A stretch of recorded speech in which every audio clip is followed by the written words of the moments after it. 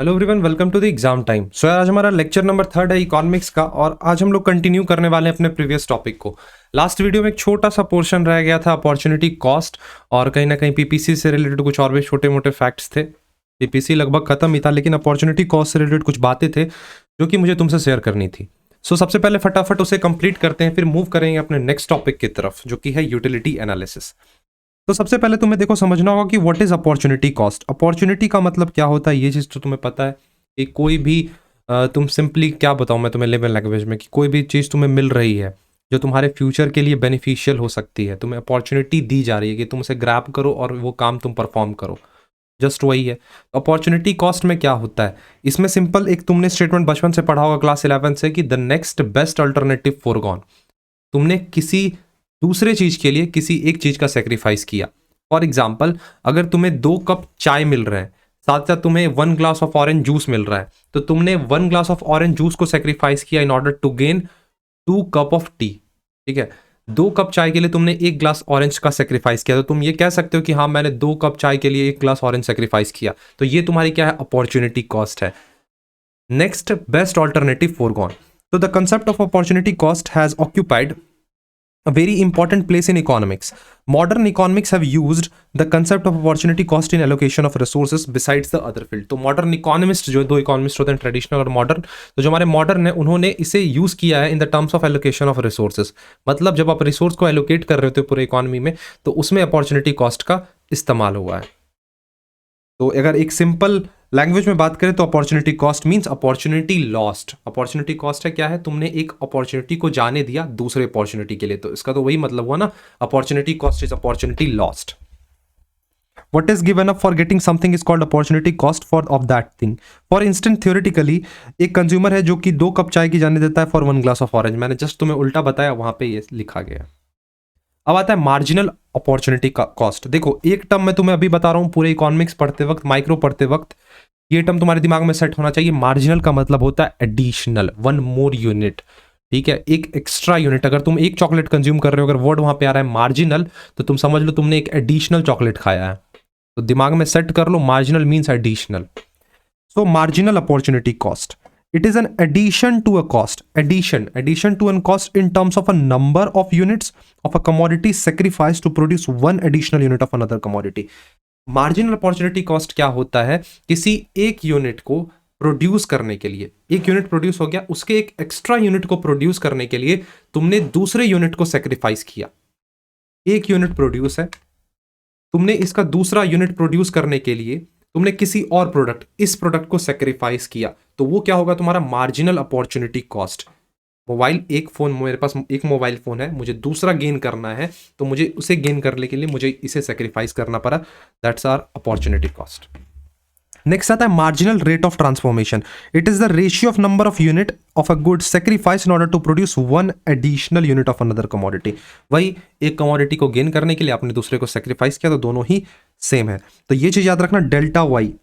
अब देखो, एक बेसिक टर्म बताता हूं, पूरे इकोनॉमिक्स में पढ़ोगे।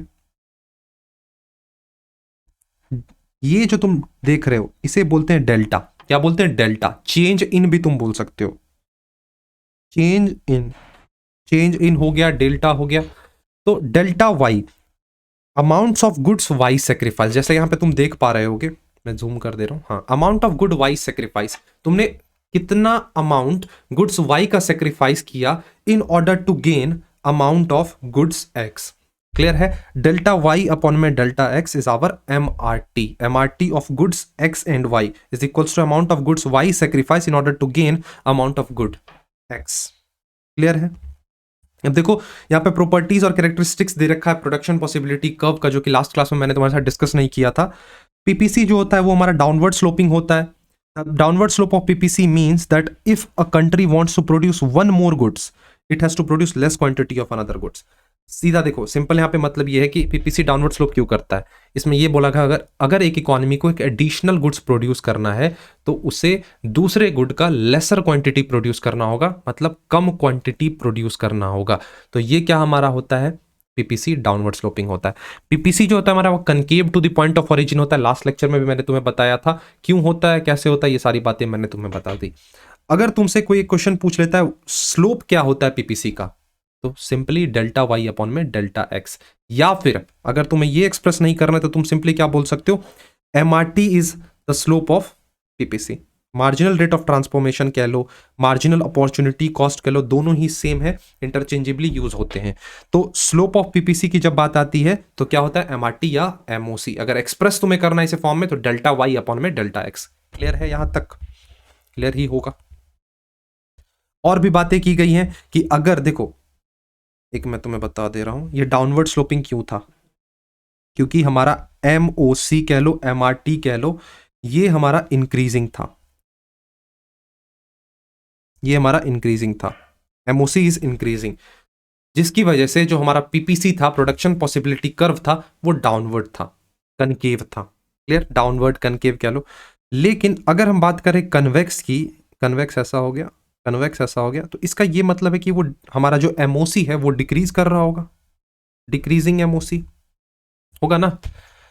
ध्यान से सुनना क्या बता रहा हूं, तुमने देखा मेरे साथ कि जो हमारा प्रोडक्शन पॉसिबिलिटी कर्व होता है वो उसका शेप कैसा होता है, concave to the origin. Region मैंने क्या क्या बताया था, इंक्रीजिंग एमआरटी या इंक्रीजिंग एमओसी। तो जब मार्जिनल अपॉर्चुनिटी कॉस्ट इंक्रीज करता है तो हमारा पीपीसी कर्व कनकेव बनता है। अगर मार्जिनल अपॉर्चुनिटी कॉस्ट डिक्रीज करेगा तो हमारा जो पीपीसी कर्व है वो कन्वेक्स्ड टू दी ऑरिजिन बनेगा, ये चीज याद रखना। अगर एमओसी कांस्टेंट रहे तब सर, देख लो क्या बनता है, ग्राफ है यहाँ पे है मेरे पास।